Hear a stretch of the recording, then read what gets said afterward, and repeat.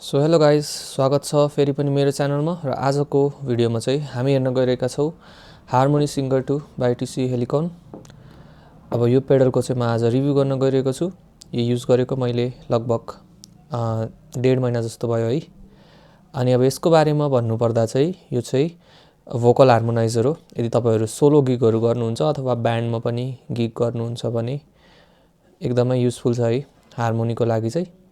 अनि त्यस्तै गरी अब नर्मल्ली घरमा पनि हैन आफै सिङ्गिङहरू गर्नुहुन्छ भने पनि इट्स अ गुड पेडल भन्नुपर्दा। अब भिडियो चाहिँ यो पेडल कताबाट किन्ने भनेर नै सुरु गरौँ है। यो चाहिँ मैले नेपालबाट चाहिँ किनेको होइन। यो मैले कोही साथीलाई युएसको थ्रु मगाएको हो। अब नेपालमा चाहिँ मैले खोज्दाखेरि नयाँ चाहिँ भेटेन क्या, सेकेन्ड ह्यान्डहरू भेटेँ। अनि त्यस्तो अफिसियल डिस्ट्रिब्युटर पनि रहेनछ यो पेडलको चाहिँ। सो मैले चाहिँ बाहिरबाट साथीसँग मगाएँ है। मैले यो पेडल किन्दाखेरि चाहिँ मैले युएसएबाट मगाउँदाखेरि लगभग 1.5 महिना अगाडि यसको प्राइस थियो $160 है। सबै ट्याक्सहरू गरेर $160 पर्यो मलाई, जुन भनेको एप्रोक्सिमेटली नेपाली 23-24 हजार हुन्छ। अब अहिले चाहिँ डलरको भाउ बढेर त्यो बढ्न सक्छ है प्राइस। सो त्यसमा डिपेन्ड गर्छ। अब यदि तपाईँहरूले यता पाउनुभयो भने ठिकै छ, नभए चाहिँ कसैलाई बाहिरबाट मगाए नि भयो है। र नेपालमा नयाँ किन्न चाहनुहुन्छ भने चाहिँ आई गेस अलि महँगो पर्छ है बाहिरभन्दा चाहिँ। सो त्यति भनिदिहालेँ, याद गर्नु होला। र अब चाहिँ यो पेडलको स्पेक्सहरू हेरौँ है। अब यस्तो टाइपको छ यो पेडल, हेर्न सक्नुहुन्छ। यसको एउटा हाइलाइट भनेको यसलाई ब्याट्रीले पनि युज गर्न सक्नुहुन्छ। 4वटा ब्याट्री लाग्छ, त्यो नर्मल रिमोटरमा लाग्छ नि, ठुलो साइजको त्यस्तो टाइपको भयो। अनि अब हार्मोनी छ, हार्मोनीको लेभल भयो। अनि रिभर्ब पनि छ है। यो डिफ्रेन्ट टाइप्सको हार्मोनी छ, लगभग 8वटा है। तपाईँहरूको 5th अप 5th डाउन है, त्यस्तै गरी 3rd अप 3rd डाउन त्यस्तोको मिक्सहरू छ है। मलाई यसको सबैको नाम चाहिँ थाहा भएन, तर यदि कसैलाई थाहा छ भने चाहिँ यस्तो टाइपको छ है। मैले डेमोमा चाहिँ सुनाइदिउँला सबैको। अनि यसले चाहिँ अब हार्मोनीको लेभल कन्ट्रोल गर्ने है। यो भनेको चाहिँ रिभर्ब भयो, अनि यो भनेको टोन कन्ट्रोल है। अब यो पेडलको सबैभन्दा फाइदाको कुरा भन्ने चाहिँ के हो भन्दाखेरि, यदि तपाईँहरू सोलो गिग गर्नुहुन्छ भने अब भेन्यू अनुसार चाहिँ त्यो रिभर्बहरू मिलाउनु पर्ने हुन्छ है। अनि अब मिक्सरमा पनि त्यो इक्यूहरू सेट गर्नु पर्यो, त्यो झन्झट भयो नि त। अनि कुनै अब भेन्यूमा चाहिँ मिक्सरमा राम्रो रिभर्ब पनि हुँदैन, कुनैमा हुँदैन। सो त्यो भएर च्याउ हुन्छ नि त सोलो गिग गर्नेहरूलाई, अथवा ब्यान्डमै गर्नुहुन्छ भने पनि। अब यो पेडलले चाहिँ त्यसको काम गरिदियो क्या। यसमा अलरेडी रिभर्बहरू छ नि त। रिभर्ब भएर चाहिँ मिक्सरको रिभर्ब म कहिले पनि युज गर्दिनँ लाइभ गिगमा है, यो पेडल युज गर्दा। अनि त्यस्तै गरी यो टोन बटन चाहिँ एकदमै युजफुल, मैले अहिलेसम्मको मलाई हुन्छ नि युजफुल लागेको कुरा। अब यो पेडलमा चाहिँ इनबिल्ट कम्प्रेसर पनि छ भोकलको, त्यस्तै गरी नोइज गेट, अनि यस्तै के छ है, इक्यू पनि छ। सो त्यो कारणले चाहिँ यो टोन अन गरेपछि त्यो मिक्सरमा हुन्छ नि धेरै सेटिङ चलाउनु परेन क्या। गेन ठ्याक्क नर्मल गेन राखेपछि यसले नै अटो गेन डिटेक्ट गर्दो रहेछ क्या। त्यो गाउँदै गएपछि तपाईँको भोइस अनुसार कतिको आउटपुट फेक्नु भइरहेको छैन भोइसबाट, त्यही अनुसार यसले एड्याप्ट गरिदिन्छ क्या। सो त्यो एकदमै युजफुल कुरा लाग्यो मलाई यो पेडलको चाहिँ। अनि मेन भनेको रिभर्ब पनि राम्रो छ है। अनि अब यसको यो पोर्ट्सहरूको कुरा गरौँ है। यता छ ग्राउन्ड है, यो तपाईँहरूको हमिङहरूको लागि यदि कुनै भेन्यूमा आयो भने। अब यो इन्स्ट्रुमेन्ट इन इन्स्ट्रुमेन्ट थ्रु। अनि त्यसपछि यता छ माइक आउट माइक इन है। त्यस्तै गरी यो माइक्रो युएसबी केबल पनि छ, सरी माइक्रो युएसबी पोर्ट, यो फर्मवेयरहरू अपडेट गर्नको लागि। अब यो पेडल कसरी युज गर्ने पनि म भन्छु। यो पेडल युज गर्दाखेरि चाहिँ होइन, 2टा माइकको वायर चाहियो अभियसली। एउटा चाहिँ तपाईँहरूको मिक्सरमा जाने भयो, एउटा माइकमा जाने भयो। र राम्रो खालको वायर युज गर्नुपर्छ है। मैले अब पहिला चाहिँ हुन्छ नि यो सस्तो खालको वायर युज गर्थेँ, लाइक यस्तो टाइपको, यो 1200 नि पाउँछ यस्तो वायर। यो युज गर्दाखेरि चाहिँ अलि हमिङ फ्याक्ने क्या यो पेडलले एकदमै त्यो हमिङ टाइपको नोइज टिप दिन्छ क्या। अनि त्यही भएर अब याद गर्नु होला है, यो पेडल युज गर्दाखेरि हाई क्वालिटी वायर्स चाहिँ युज गर्नु होला माइकको। 2टै युज गर्न सकिँदैन भने चाहिँ एटलिस्ट एउटा चाहिँ हाई क्वालिटी वायर युज गर्ने है। जुन वायर चाहिँ अब मिक्सरमा तपाईँहरू जोड्नुहुन्छ त्यो वायर चाहिँ राम्रो खालको हुनु पऱ्यो। अनि अर्को माइकमा जाने वायर चाहिँ यो नर्मल यस्तो लोकल क्वालिटीको भयो नि हुन्छ है यस्तो टाइपको। सो त्यो कुरा चाहिँ याद गर्नु होला है, राम्रो खालको वायर युज गर्नु होला, नभए चाहिँ यो पेडलले चाहिँ हमिङ फेक्छ एकदमै। अनि अर्को भनेको अब यो पेडलमा तपाईँहरूले गिटार अथवा इन्स्ट्रुमेन्ट चाहिँ जोड्नुपर्ने हुन्छ है एक्युरेट हार्मोनीको लागि। सो यता चाहिँ तपाईँहरूले गिटारको ड्राई सिग्नल दिने ल, जुन चाहिँ तपाईँहरूको पेडलमा नगइकन डाइरेक्ट गिटारबाट आउँछ नि त्यो सिग्नल चाहिँ यता दिने। अनि त्यसपछि यताबाट तपाईँहरू कुनै पेडलमा चेन्ज गर्न चाहनुहुन्छ भने चाहिँ पेडलमा जोड्ने बल्ल है। यता चाहिँ तपाईँहरूको कुनै पनि इन्स्ट्रुमेन्टको ड्राई सिग्नल जानु पऱ्यो क्या, त्यो चाहिँ याद गर्नु होला। र अब चाहिँ यही हो यो पेडलको बारेमा मैले भनिहालेँ। सो अब चाहिँ यसको प्र्याक्टिकल डेमो हेरौँ है। सो यस्तो छ है पेडल चाहिँ। अहिले चाहिँ मैले यो पेडलबाटै इनपुट लिइरहेको हो माइकको।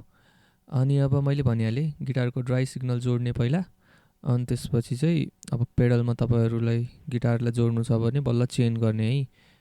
यो चाहिँ वायरलेस सिस्टम हो है, कन्फ्युज नहुनु होला। अब यो चाहिँ नर्मल सिग्नल भयो, केही पनि इफेक्टहरू छैन यो पेडलको है, डाइरेक्ट ड्राई सिग्नल भयो। अब के गरौँ भने म टोन बटन थिच्छु अनि अब कस्तो भोकल आउँछ भन्नुहोस् है।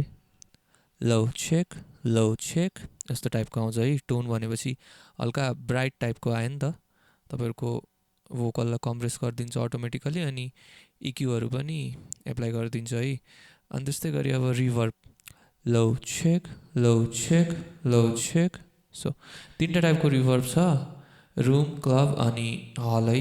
यो चाहिँ रुम रिभर्ब भयो अल द वे अप। अब क्लब रिभर्ब हेरौँ, लो चेक। म चाहिँ मनपर्ने भनेको यो हल रिभर्ब हो, लो चेक यो हल रिभर्ब भयो है त। सो यो चाहिँ म 13 जस्तो म्याक्सै राख्छु डिपेन्डिङ अन द भेन्यू। अलि सानो टाइपको भेन्यू छ, अलरेडी इनबिल्ट रिभर्ब छ भने चाहिँ त्यसलाई हल्का कम गर्छु। अनि अब हार्मोनी चाहिँ तपाईँहरूको मलाई मनपर्ने भनेको चाहिँ यो वाला है। यो यसलाई के भन्छ थाहा भएन, मेबी थर्ड अप भन्छ कि। यो माथि भएको चाहिँ सबसे माथि छ नि, यो चाहिँ लोमा पर्छ होइन। अनि अलिक तल बसेकोमा चाहिँ हाईमा हार्मोनी जस्तो कि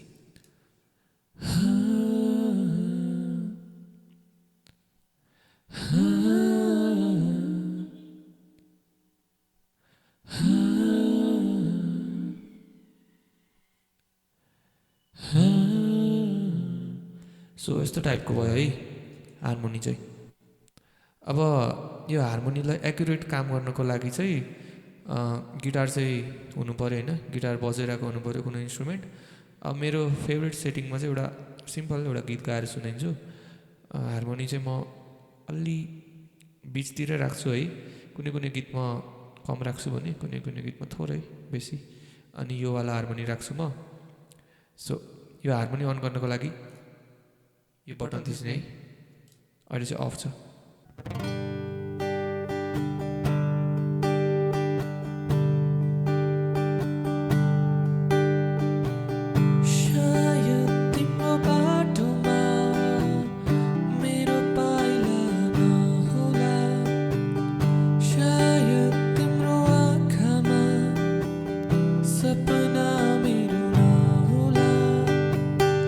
हार्मोनी राखेर शायद तिम्रो बाटोमा मेरो पाइला नहोला, शायद तिम्रो आँखामा सपना मेरो नहोला, तर मेरो जीवनमा तिमी सधैँ हुनेछौ, कहिले काहीँ रुनेछौ।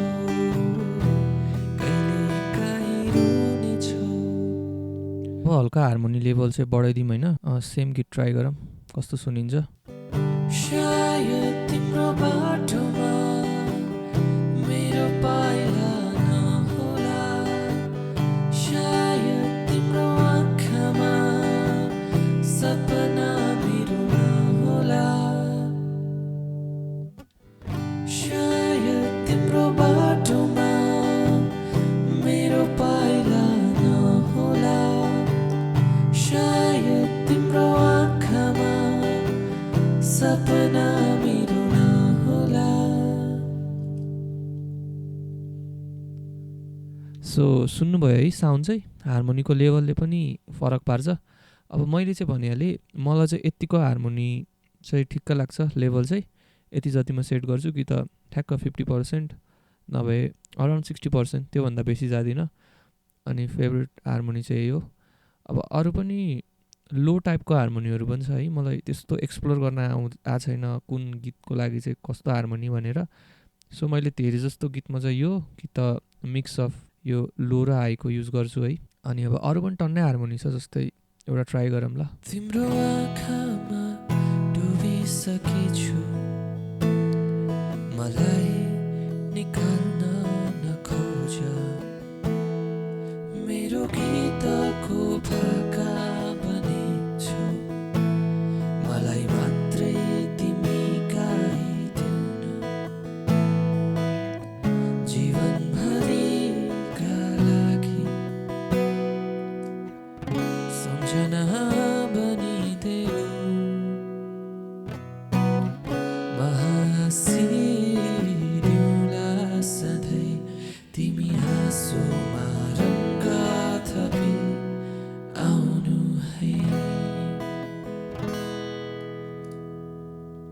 यसमा हार्मोनी दिँदाखेरि चाहिँ कर्डहरू चाहिँ राइट प्ले गर्नु होला है। तपाईँहरूले कुनै गीतको कर्ड चाहिँ अलि रङ प्ले गर्नुभएको छ भने चाहिँ हार्मोनी पनि अलि एक्युरेट नदिन सक्छ है। त्यस्तै गरी अर्को एउटा गीत हेरौँ। तिम्रो मिठो मायाको बतासले छोइगयो मलाई नै। अब हार्मोनी अन गरौँ। अब तिमी नहुँदा तिम्रो याद आउँदा हेर यो मनभित्र हृदयको कुना कुना हुन्छ तिमीसँगै हुन, तिमी सामु पुग्छु जब। सो हार्मोनीहरू चाहिँ नै हो है। अरू पनि अब डिफ्रेन्ट टाइप्सको हार्मोनी छ, त्यो ट्राई गर्नु होला तपाईँहरू पनि। मैले भनिहालेँ यो पेडल चाहिँ अब किन्न मन छ भने एकदमै वर्थ इट छ भनौँ। तपाईँहरू यदि सोलो गिग गर्नुहुन्छ भने चाहिँ एकदमै हुन्छ नि राम्रो इन्भेस्टमेन्ट हुन्छ। सो यो किन्ने सोचमा हुनुहुन्छ भने चाहिँ तपाईँहरू ढुक्क भएर किन्न सक्नुहुन्छ। र अब यो पेडलको बारेमा अरू पनि केही क्वेसनहरू छ भने चाहिँ मलाई कमेन्टमा सोध्न सक्नुहुन्छ, अथवा केही कन्फ्युजन छ भने मलाई इन्स्टाग्राममा म्यासेज पनि गर्न सक्नुहुन्छ है। मैले सबै चिजको चाहिँ डेमो दिनँ, तर ओभरअल यस्तै नै हो। हार्मोनीहरू मैले देखाइहालेँ। अब मैले बेसी युज गर्ने हार्मोनी यही नै हो। अरू चाहिँ राम्रो छ जे होस्, यसको हार्मोनी भनेको चाहिँ अब एकदमै नेचुरल टाइपको साउन्डिङ गर्छ है। तपाईँहरूले पनि सुन्नुभयो होला। सो कस्तो लाग्यो कमेन्ट गर्नु होला। र अरू पनि यस्तो रिभ्यूहरूको लागि चाहिँ मेरो च्यानल सब्सक्राइब गरिदिनु होला।